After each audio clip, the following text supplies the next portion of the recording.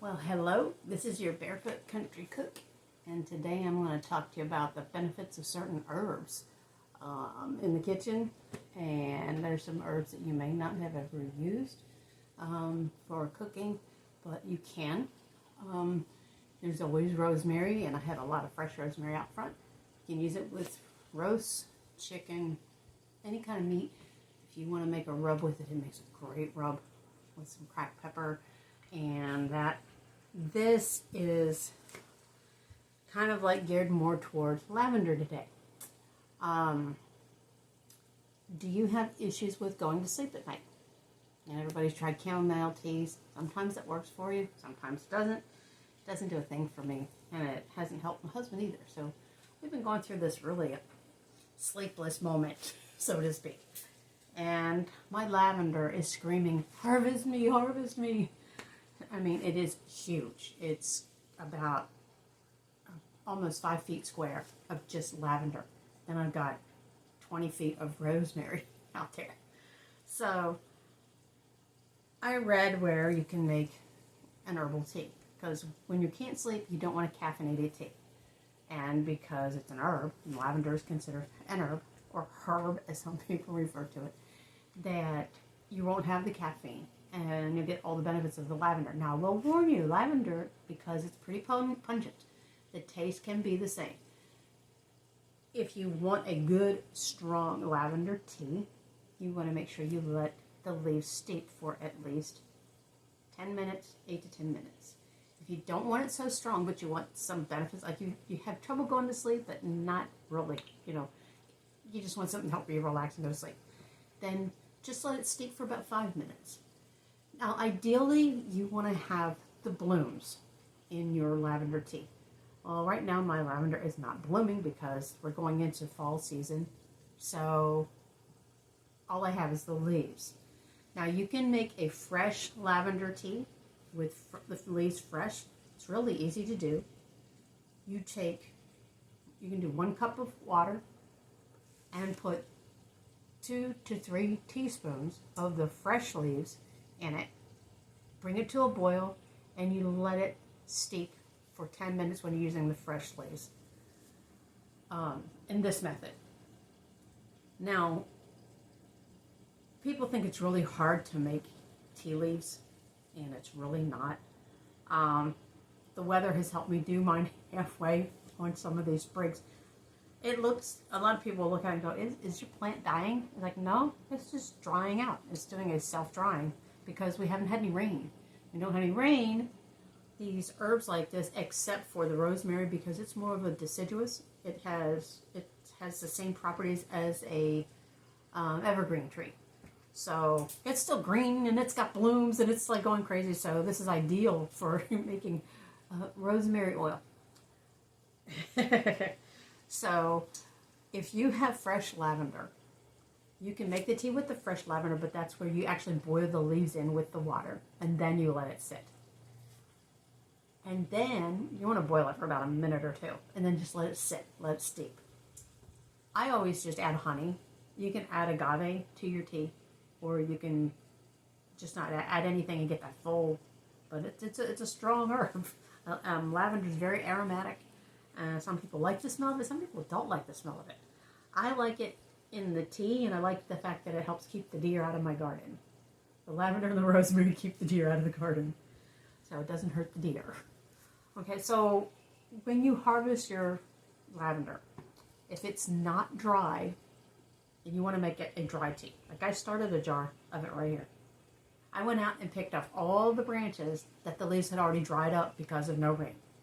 So it did half the work for me. Actually, it did all the work for me except for putting it in a jar.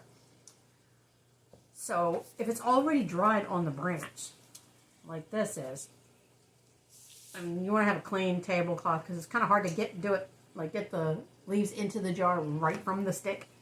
So it's kind of like you go against the grain. And what I mean by that is, to get the leaves off the easiest way, you hold it like this, as if it's reaching up for the sun, and this would be going towards the dirt. And you just, I've got this upside down. Look at me. It's growing out weird. I forgot how I picked it. So you just take your fingers on either side of it and you squeeze it good and hard and just rub it. and it comes off, and then you can put it in your jar. Now you don't want any of the sticks in your jar, not for your tea, because when you go to put it in a cheesecloth tea bag, or we have these little plastic things that we put in our Keurig machine. And let me see if I can put my hands on one real quick. I think I put them away earlier. Yeah. But these are fabulous. They're a little mesh green thing. And you put the tea in there, you put it in your coffee maker, and boom, you got your tea. But well, after that, if you do it in the coffee maker, take this out of the coffee maker and sit it in the cup and let it steep. If you want it lightly floral, as they say, 5 minutes, 10 minutes if you want a stronger lavender tea to help you sleep. I am checking on some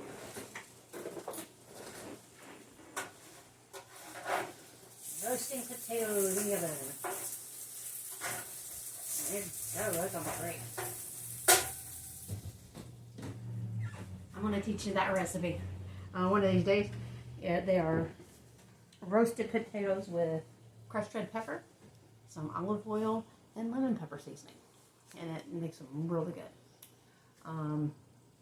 So when you're pulling the branches off the lavender, and I always take this little fat one on the end. It's easy to pinch it off.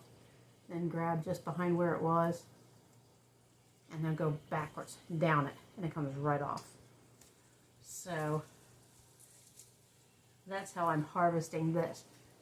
Now, to dry your lavender so that you don't have to do this, I call it the stewing on the stove method with the boiling water. And you can just, steep this, put it in a tea ball, or put it in the little mesh cup thing here.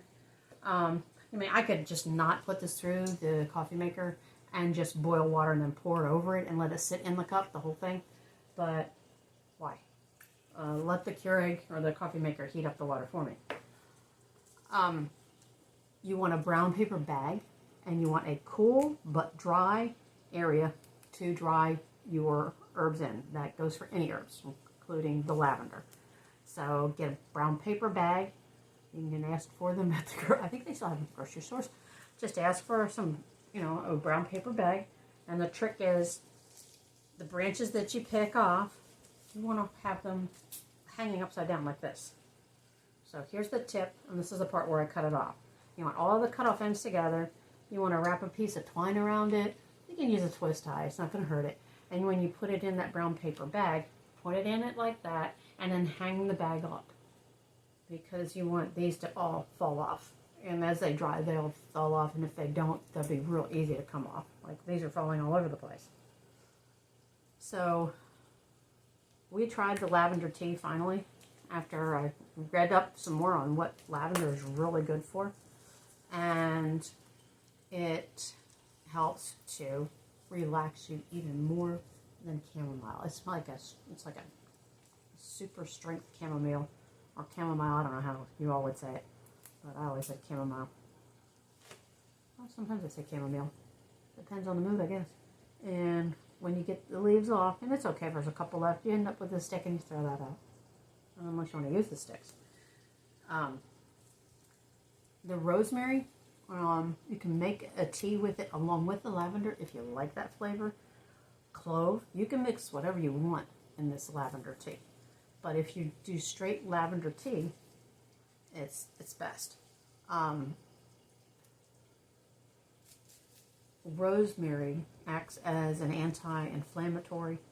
Some people will use the rosemary oil for joints and stuff. And I made up a salve with, I added lavender to it. And I don't know if that's what made the difference in it or not. But with lavender, cloves is great for inflammation. It's also an antimicrobial, as they say. If you're having some soreness in the gums, you know how they make for when babies are teething. You get Ambisol, right? The brand name. And then you rub that on their gums, and it takes away the swelling. Well, it'll do the same thing for